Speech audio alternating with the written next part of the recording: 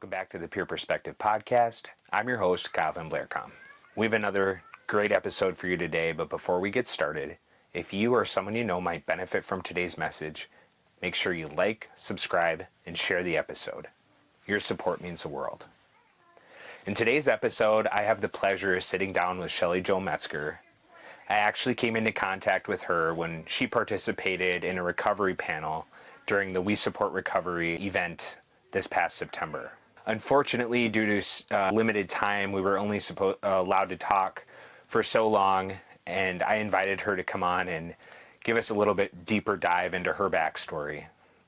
I was just blown away with how much she's overcome and some of the unique perspectives she's able to offer.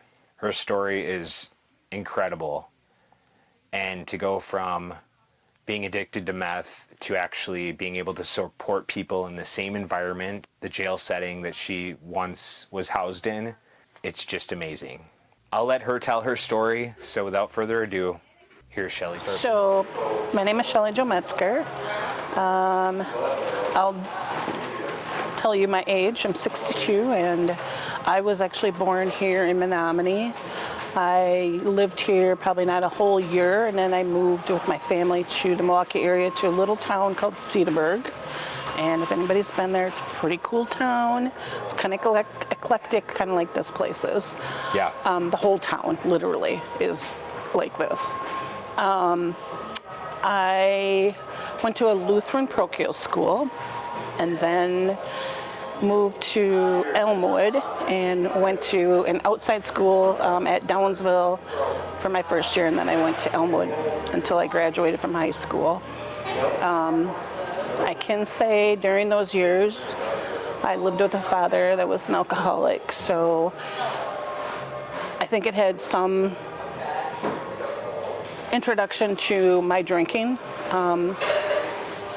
I do think that there was a lot of things I learned from that relationship because he basically allowed me to manipulate him because of him wanting to drink, which allowed me to do the things that I wanted to do because I did things for him.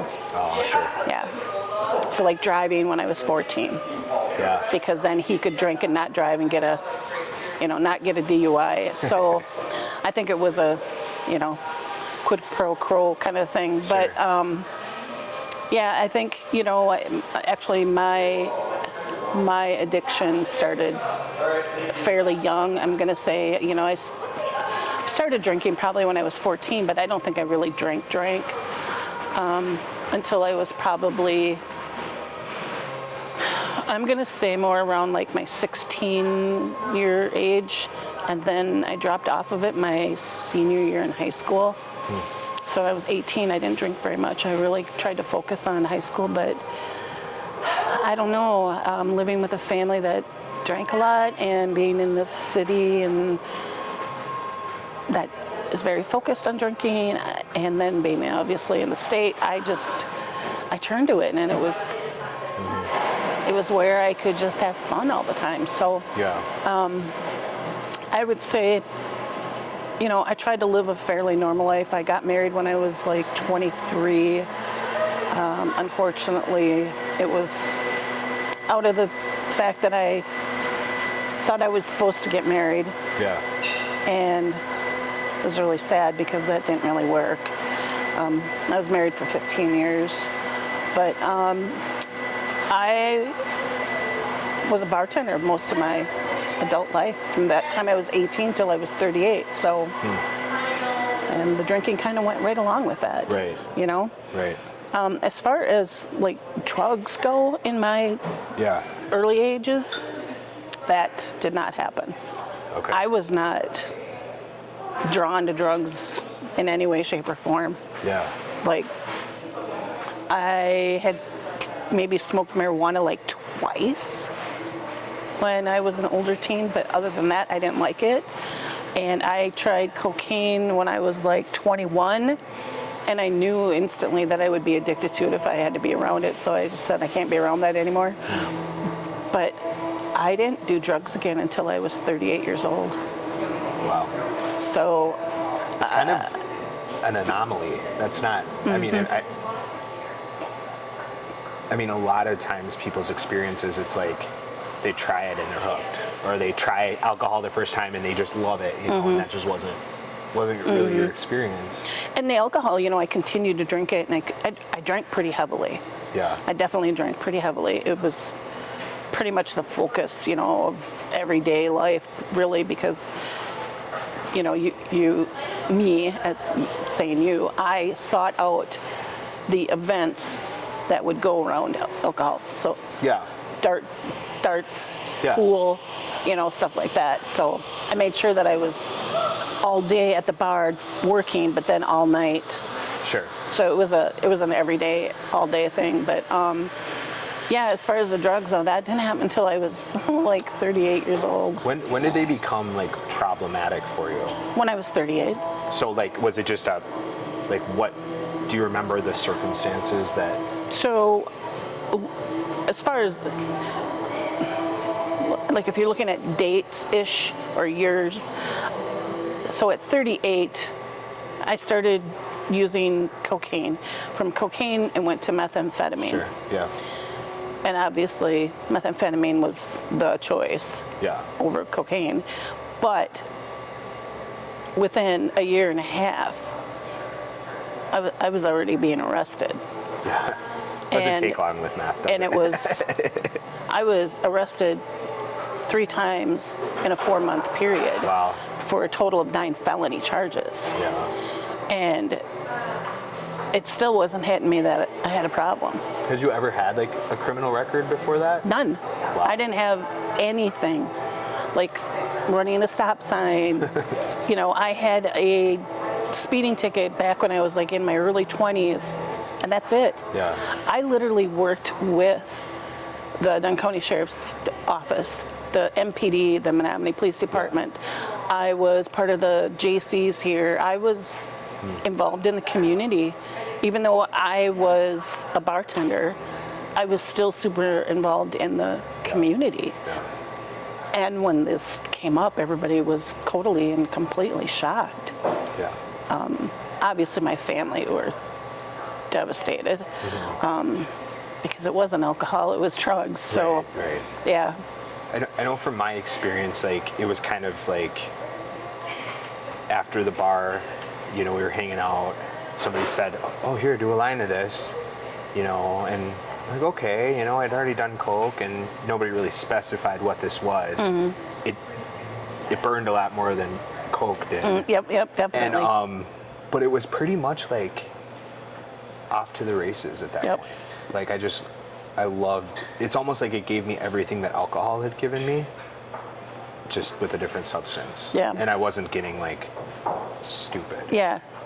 And hurt, you know, like from running into things or falling over, Right. or and then being hung over the next day. There wasn't any of that stuff associated with it. So I also did not have that either. I just think, like, yeah, for me it was just such a quick thing, and so yeah, it's interesting to hear kind of other people's experience with that, you know, and I say that because I feel like there's such a stigma, I think, with drug use, you know, but it was like one bad decision for me that led to like 10 years of my life, you know, and it sounds like you can kind of relate to that. You know, I mean, I can say, you know, because of my heavy drinking, that took a toll on, you know, my marriage, and my marriage was failing, and so we separated, but I had already found somebody, you know, because I basically took a walk on the wild side I didn't have that gray space in between where I feel like that's where some people have that gray space of using. I didn't really have that. I went from, you know, 0 to 1,000 without the stuff in the middle. I just zoomed right to it. And I knew when I dated him that it would be bad. It would be wild. It would be probably cops involved. And I was okay with that. I wanted to take a full-on wild ride, but I wasn't really thinking about the consequences either, though, you know. And it was a great ride. So, I mean, you mentioned a few of the hard or difficult times during that period, getting arrested, your marriage ending. Can you talk a little bit about the turning point, or what led you to seek out help or change? So during my using, I obviously didn't have a problem. When I got arrested the first time, I didn't have a problem. And of course, this is arrest in 4 months. Yeah. So, 9 felonies in 4 months is those 3 times I got arrested is a lot. I still didn't see it as an issue. Just wrong place, wrong time. I can say though the second time that I was in jail and being held in the pre-booking area with a sign on the door that said DEA only or Drug Task Force Team only, I didn't know that until I got out, until somebody had told me about that. And then I kind of went, wow, that's pretty serious. It still didn't hit me. Yeah. I was like, yeah, that's pretty serious. But in the drug world and all the people you hang out with, every time you go to jail, it's a notch in your belt. Sure. It's an attaboy. Yeah. It's a wow, you're doing what you're supposed to be doing if you're going to be our drug dealer's old lady. I had no problem with that. Third time I got arrested was because I did not go to my PO's office after being sentenced, and came and picked me up, and I was high, really, really high, and took me to jail, and I didn't get out. But I was also given an opportunity while I was in jail. And I give a lot of kudos every time I see the sheriff at that time. I tell him I love him, because the empathy that the CO showed me while I was in jail made a huge difference on the way I looked at myself as doing the better choices and not continuing to be, a person that's being incarcerated. Yeah. But then on top of that, I was given the ability to go to Arbor Place for treatment. Okay. Yep. That was really hard though in the beginning, because in the beginning it was I left the block and had to go out into the waiting room and go to my little locker out there and get my stuff to go to Arbor, and I would get my treatment hat on, but I would take off the hat that was I'm an inmate, or a what's the word I'm looking for? A drug addict or criminal thinking hat. That's what I'm looking for. Sure. So I would take off my criminal thinking hat, and I would put on my I'm going to be in recovery hat because I'm going to treatment. Sure. So it's just kind of like two different people. Yeah. So then I would leave for the 8-hour day, and I would come back and be in the waiting room waiting to get back in, and then I would have to switch hats, right? Because if you go back into your cell, you can't be. You're in survival mode. Yeah. I mean, you're trying to just survive. Exactly. In jail. You can't be the same. I get that. You can't walk in going. So you were leaving the block to go to treatment during the day, and then coming back to jail at night. Yep. Got it. Okay. Yep. 5 days a week for 21 days. I did that. Yeah, and it was probably, I'm going to say about a week and a half into it, but I was still. My first week at the treatment center, all I did was cry. And complete denial. Yeah. Then the second week, I started out kind of being in denial, but it started hitting me as going, wow, you know what? I might be an addict. Yeah. I really might have something wrong with me here. Because when you think about time-wise, that's not right. Yeah. To just all of a sudden do drugs and be in trouble within a year and a half's time. That's, wow. So I would come back to the block and do a little chitty chat with the girls about what I did. Yeah. However, by the end of that second week, the girls would be like sitting around the table waiting for me and going, okay, tell us about your day. Yeah. And I literally was able to take off my criminal thinking hat and put on my recovery hat and keep it on. So I don't know what the actual turning point of what's going to make me see that I need it. I think it was a combination of a lot of things. Yeah. But after that second week, I was just like, I went to the treatment center and said, give me whatever you got, and then I don't have any time left. Right. And so I finished out, and I wrote to my probation officer and said, I need more time. Whenever that is, I need you to send me back to treatment because I need more time and I need to learn more. Yeah. And so they gave me 30 days of the end of my jail time to serve my sentence still, but I got to go to residential treatment. Oh, nice. And so I literally walked into, and I will never in my life forget this, I literally walked into the treatment center through that second door and really loudly said, I'm back. And the people down the hallway went, oh my God, Shelley's here.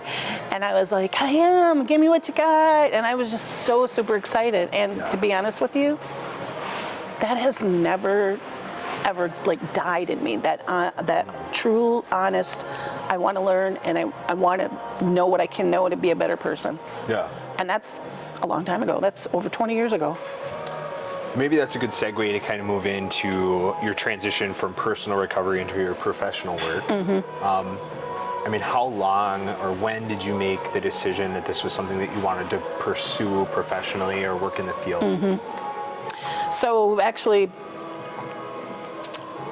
after getting out of jail, and being a felon, Yeah. I didn't know what to do. I couldn't go back to my other job. I worked at a hospital, and obviously I was not going to be able to work at a hospital again.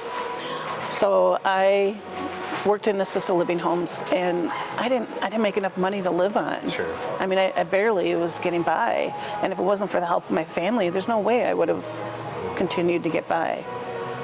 However,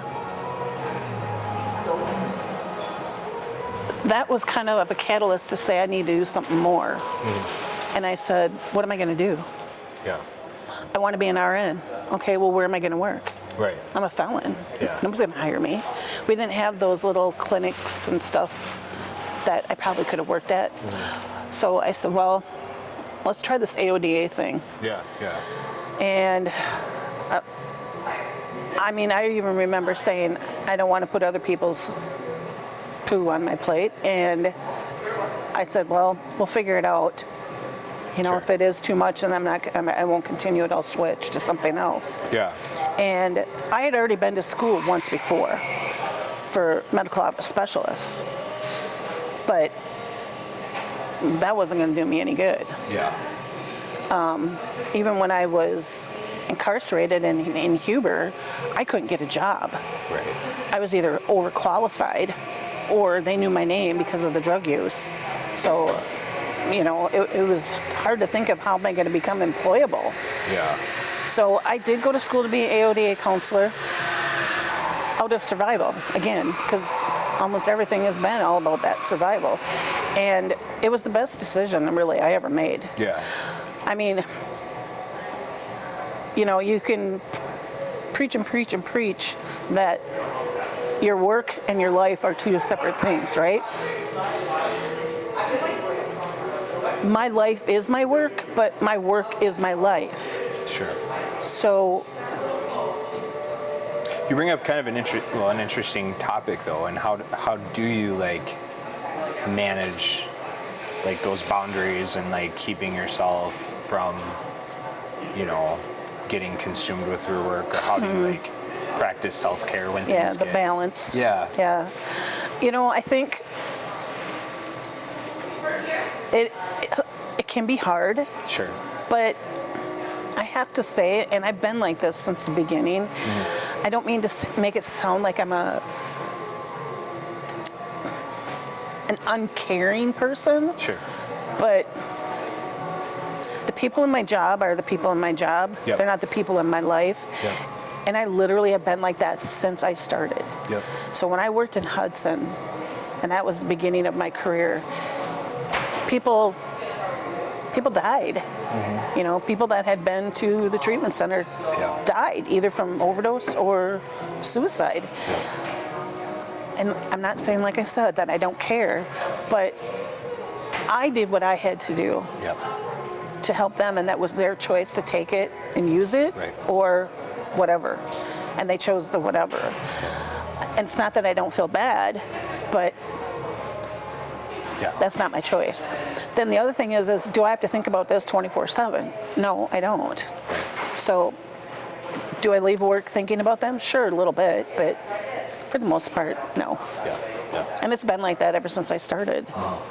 And I don't know, maybe it's because I did work in the medical field Sure. that I was able to put up that good wall or the good Yeah. boundary between work and life and not take it home with me, But I can say working in Hudson and living in Menominee, that probably was a really good choice because Separate. I actually had that distance. Sure. And I was able to drive and use it as my time to go, oh, do I have to do anything with Bob tomorrow? Nope.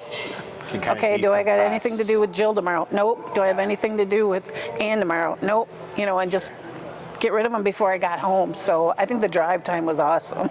Yeah. I think that was my coping skill in the beginning. Huge. Yeah. Yeah, and I ask a lot for my own, because some days it's like, you almost end one job and then you start your own, and then sometimes there's like crossover, and like I go to a recovery meeting and I run into somebody so there's a lot, working and living in the same communities, Yep. like it's hard sometimes you're constantly taking off hats. And I think too, part of the issue of being a person in recovery and then working in that same field is that and this is me, Yeah. and a lot of us do this because I see it.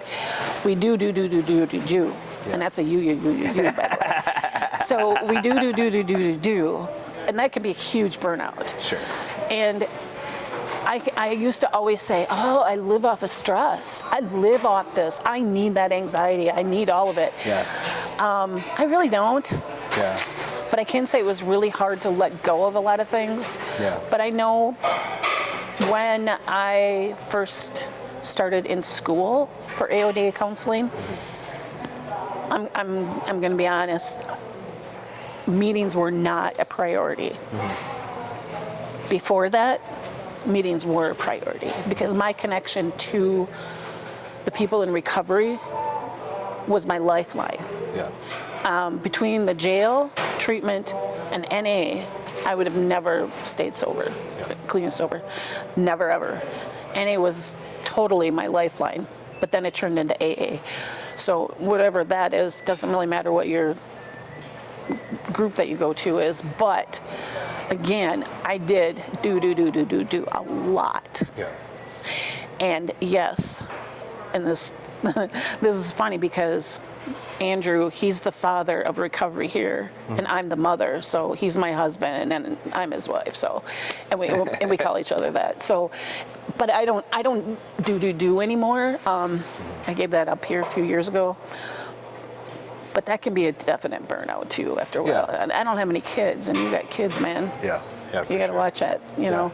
Yeah. But it's hard not to too, because you're working with people's lives and you can save people, Yeah. Can you save people? No. Nope. People only can save Just themselves. planting seeds, yes, right? exactly. I know people used to say when I worked at one of the treatment centers as what they called RTW or tech, they'd say, well, what do you do? And I'd say, well, I'm kind of like a corrections officer. I'm an adult babysitter, And they'd be like, oh, that sounds really boring. Like, no, it's really not. It's really not boring at all. I think that was also a good segue into being a counselor. Yeah. Because I think the other thing about being a counselor and being in recovery is really knowing your boundaries, like how much can you help them? Yeah. Yeah, for sure. Yep. Because I think in the beginning of recovery, we're so easily swayed into, oh, recovery's awesome, I'll help you. and that's like with everybody, like, I'll help you. Here, you need money. Do you need food? Do you need a ride? And we do that in the beginning, and that's a really good way to burn out. I did it for a little bit, but I got burnt a couple times, so it was kind of like that eye opener, which is good. I'm okay with that. Right. I don't have a problem with that, but it is a slippery slope when we're in recovery, working in the field. Yeah. So maybe this is a good time to kind of, so your story is really full circle in a lot of ways. It definitely is. But you ended up working at the jail that you were once Yes. housed in. Can you tell us a little bit Sure. about that and how that came to? Yep. So after being, a residential treatment counselor, a residential admissions counselor, prevention specialist, where else can you go? I kept thinking, I've given back to the treatment center that I went to, and I was very grateful to be able to do that because it helped me feel like, it was I'm giving back to you because you gave to me, and it wasn't a monetary thing. It was more of you gave me a sense of peace because they did. And then I kept thinking, how do I give back to the jail? Well, I definitely can't give back to the jail because I'm a convicted felon and I can't work there. Right. But being a person in recovery and being, super well known in the city that I'm in or the county that I'm in, I applied for a pardon and I got the pardon for the state of Wisconsin. Yeah. I did it. I really literally did it because of my community. I didn't really do it for me, but the comeback on that was I ended up doing it for me because if I didn't have the pardon, I wouldn't be able to work at the jail. Yep. And they had contacted me and asked me if I would start a medication-assisted treatment program inside of the jail. And my immediate thought went to, no, I'm a felon, I can't do that. But then my second thought was, I'm a pardoned felon, I can do that. And I was so excited. Because some of the people that were corrections officers when I was there were still working there. Sure. And they still are right now. There's a couple that are still there. So it was pretty cool, actually, I can say. It still is pretty cool. I still see myself when I talk to the sheriff or anybody else that's worked there. I still see myself in the orange for a couple seconds. Yeah. I'm still the inmate for just a couple seconds, and then it goes away. But I don't think that'll ever change. Yeah. I think that's the forever lasting trauma that we get for being incarcerated. Yeah, so, fast forward a little bit, you had some pretty exciting news. So maybe you can talk a little bit about the therapeutic community. And then you guys were awarded a grant recently. Maybe you could talk a little bit about the therapeutic community. Oh, for the yeah. So 3 years ago, the Dunn County Criminal Justice Collaboration Council applied for and received a grant to start the medication-assisted treatment program in the jail. So I started that, and that's been running now for 3 years. But a year ago, they applied for a grant to, well, I shouldn't say they applied because the one previous was through the Department of Justice. And since there were already jails working under that grant, those jails were chosen, out of those jails, 4 were chosen to say, would you like to start a therapeutic community? We have this grant that we can give you. We still kind of had to apply for it in its own way, but not really. Sure. But we were awarded, we were one of the people that were awarded, or we were one of the jails that were awarded out of the 4. One of them dropped out, so there's only 3 that are being paid by a grant funding to run a therapeutic community inside of their jail.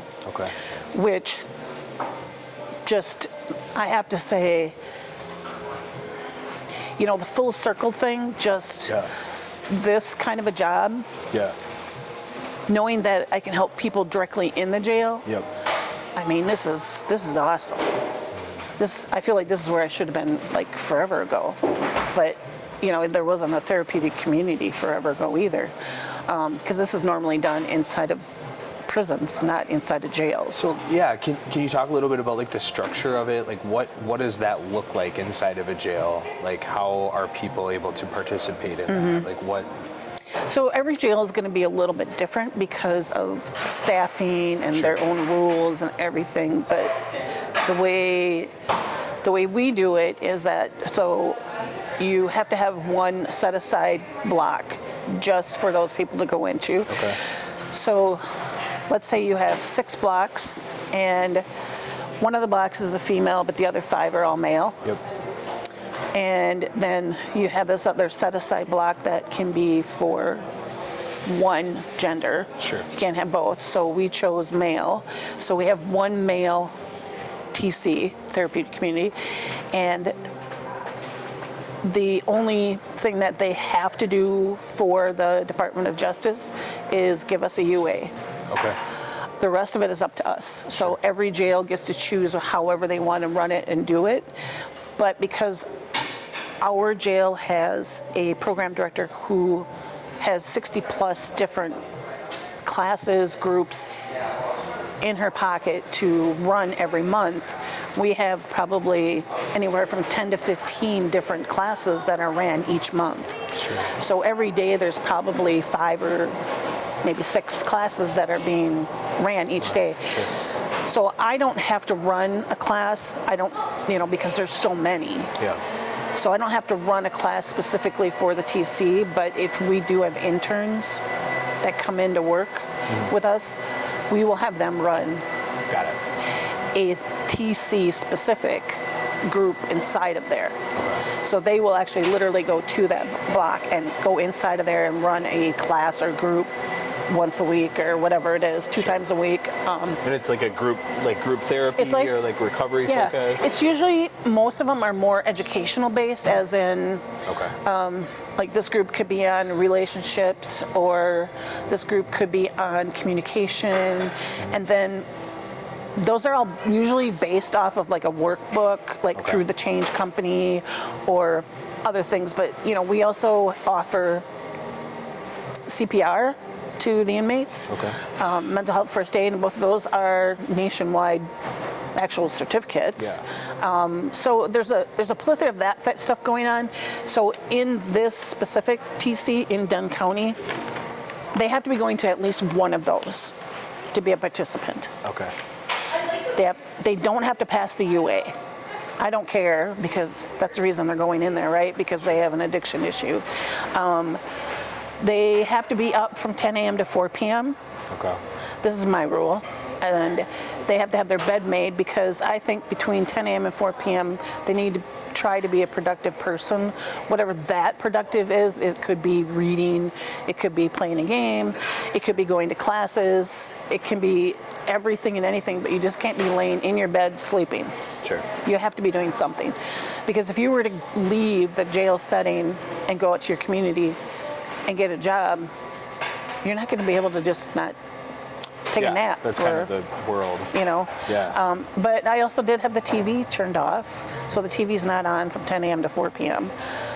Because you can't watch TV while you're at work. So there's some specific rules that they have to follow there.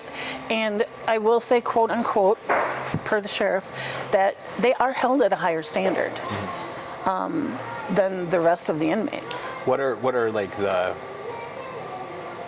what would motivate someone to want to do this program? So I can say, like for me, having been in jail and thinking, wow, I went to treatment, I didn't get very much treatment because I blew it away, but then I wanted treatment, and I really want to be in a recovery setting, but every time I go back to my block, I need to put back on that criminal thinking hat. This would have been, like, cool for me to be in.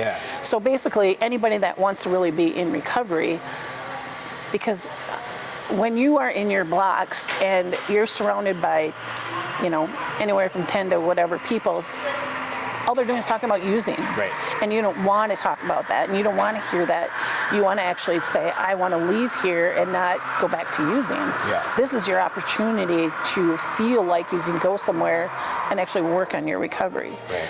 They kind of do have to prove it a little bit before they get in there, because they have to write on one sheet of paper why they want to come into the community and what they're going to give back to the community when they get in there. So I'm not going to disqualify them for whatever they write, but I still need to know their motivation behind it. Sure.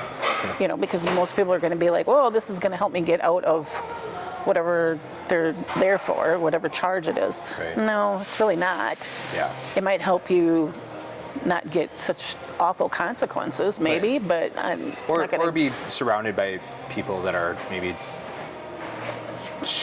have the same aspiration and want to do better and want to focus on recovery versus jail talk. Yep. The other thing, though, too, that really is hard, and this is, depending upon every jail is a little bit different, but the classification has to be, you have to be a medium. Okay. So you can't be a low, because then you're going to be going in with mediums, which means criminal thinking is higher. So it would be a no on the lows, and definite on the highs is a no, because they're usually more into the sex offenses and the violent behaviors, so they're a no.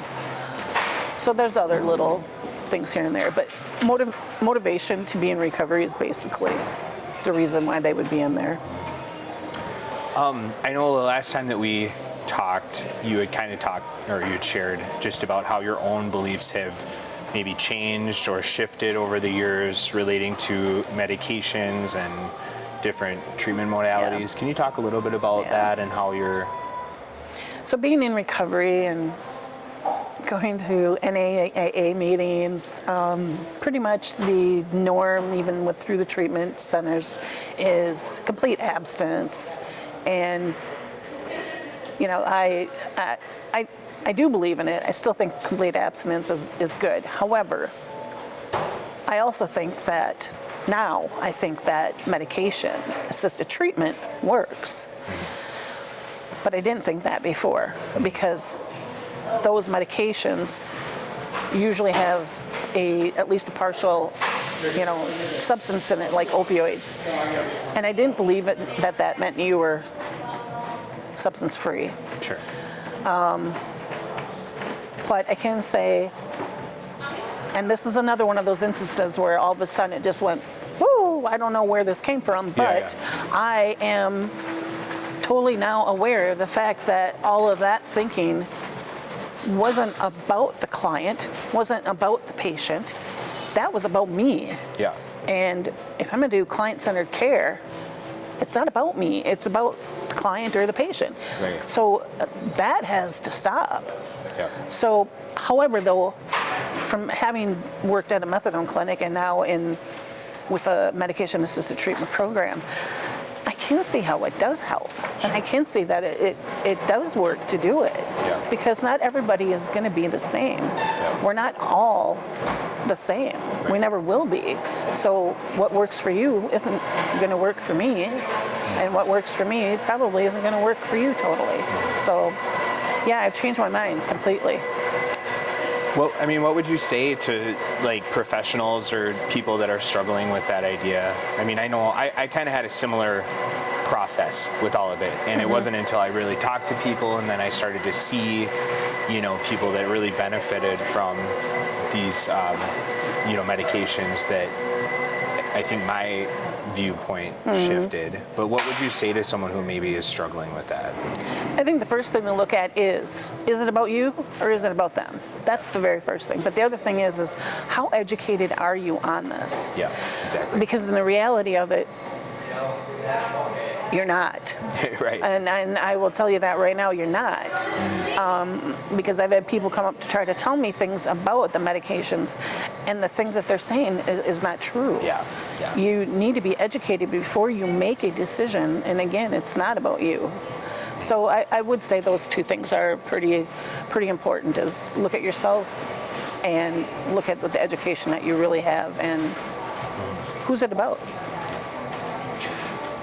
So looking forward, what do you foresee the future of, your work or the therapeutic community at the jail?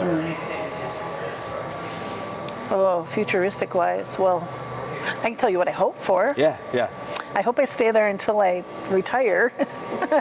So we'll see. I have a lot of support when it comes to this through the sheriff, through the Criminal Justice Collaboration Council.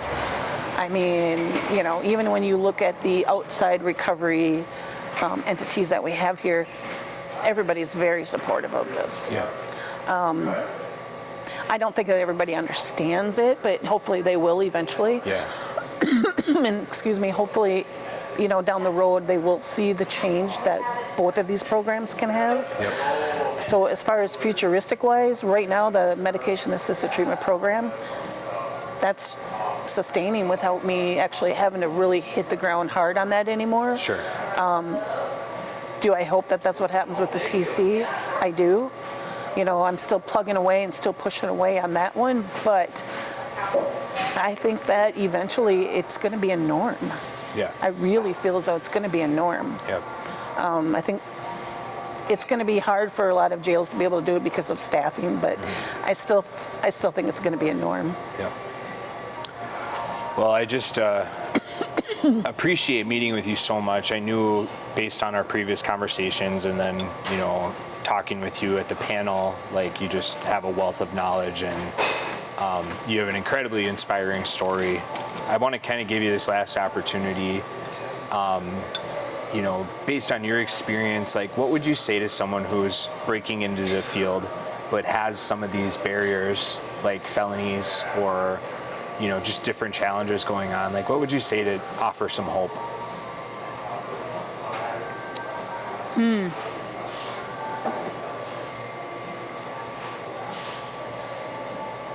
Boy, there's a lot of things I could say. It's going to be very individualized, though. I think that,